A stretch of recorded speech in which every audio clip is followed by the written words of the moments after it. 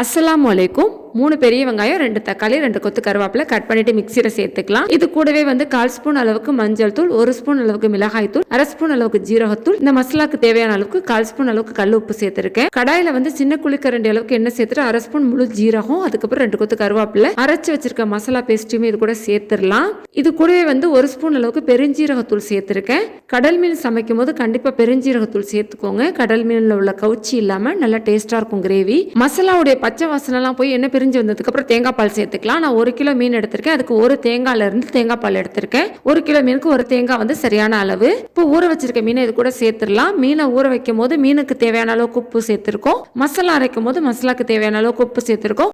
ஊற வச்ச தண்ணியை கிரேவியோட சேர்த்துக்கோங்க. நல்ல டேஸ்ட் கொடுக்கும். இந்த ஸ்டேஜ்ல டேஸ்ட் பண்ணி பாருங்க. உப்பு கம்மியா இருந்தா சேர்த்துக்கோங்க. எனக்குமே கம்மியா இருந்துச்சு, கொஞ்சமா சேர்த்திருக்கேன். அடுப்பை சிம்ல வச்சுட்டு மசாலா நல்லா வத்தி எண்ணெய் பிரிஞ்சு வந்ததுக்கு அப்புறம் மல்லித்தலையை சேர்த்துக்கலாம். அல்ஹம்துலில்லாஹ்.